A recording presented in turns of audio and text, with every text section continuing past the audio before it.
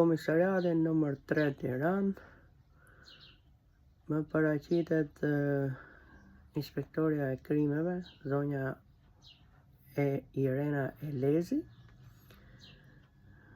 me gjithë disa shoqërues punojës policë gjyqësor, dhe më merr në pyetje, më pyet për ngjarjen që ka ndodhur. Që momentet e para filluan mos përputhjet për sa i përket informacionit që kishen kallëzim të kryer nga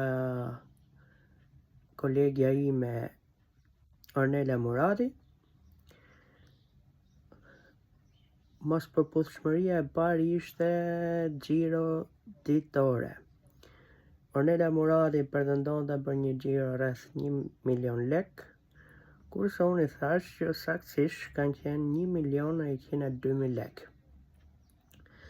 Pastaj mos përputhja e dytë, që ishte tepër e madhe, ishte koha kur unë kam qenë prezent me dokumenta. Zonja Ornela Murati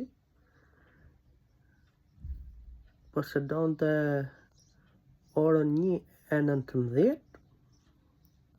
si shoqëronte edhe dokumentin e transkriptit të kamerës të sigurisë, kurse unë i thash që veprimi im me klientin ka ndodhur në orën 1:27, datë 13/7/2017, dhe larguar i detyruar nga puna në orën 1:30 me personat që kanë shkaktuar dëmin ekonomik. Zonja Irena Elezi, shefja e krimeve, filloi të bëhej agresiv, duke më kundërshtuar dhe pretenduar se unë kam pamjet filmike, dhe i nxori në momentin kur ajo nga kompjuteri i saj hap kamerat pamjet filmike, posedonte 2 CD. Me njëherë konstatova që shkaktarët e dëmit ishin fshirë. Kjo u vërtetua edhe gjatë hetimeve. Pra, në periudhën kohore 23:40 deri në orën 24, në sistemin PC të kompjuterit rezultojnë 9 veprime, kurse nga kamerat e sigurisë dalin vetëm 6 automjete, pra 3 automjete që kanë qenë shkaktar dëmit rezultojnë të fshira. Po kështu dhe autorët e ngjarjes i pothuajse ishin zhdukur plotësisht. Ekzistonin vetëm 2 fragmente të shkurtra, dhe këto nuk kishin pothuajse fare në kohë reale. Qartësisht u identifikua që problemi kryesor ishin kamerat e sigurisë, pra ishin dëmtuara. Në fillim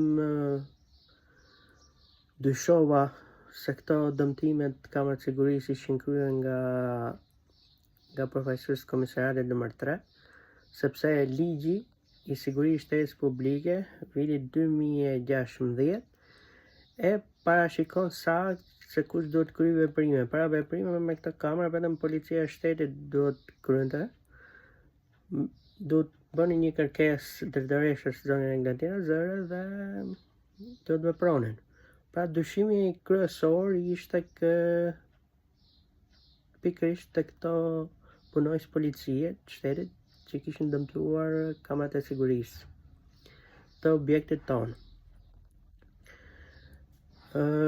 Pastaj nisi një konflikt i ashpër, dhunë fizike nga policët e komisariatit nëmër 3. Aty insistimi im padi ndërhyrjet e disa policëve të tjerë dhe gjithçka u ndërpre, nuk zgjadej për shumë kohë. Për 5 ditë kam qëndruar në komisariatin numër 3 në mënyrë të palishme, ligji parashikon vetëm 3 ditë, kurse përfaqësuesit e ndërmarrjes Tirana Parking nuk sollën asnjë dokument i cili mund të vërtetonte pretendimet e mia, edhe pse i kërkova. Pra kërkova faturat e kasës dhe të sistemit PC original, të cilët në qoftë se do t'i binte, do ta kishim shumë të lehtë për të vërtetuar pretendimet e mia. Ky fakt nuk ndodhi as në polici, as prokurori, as në gjykat, as gjyqi paraprak, as gjykat shkallës parë, as gjykat apelit nuk i kanë sjell. Pra ka 9 vite që ndërmarrja Tirana Parking nuk sjell 2 fatura nga sistemi PC dhe kasa fiskale për të vërtetuar që problemi i dëmtimit të videove kamerë sigurisë është i sakt apo jo.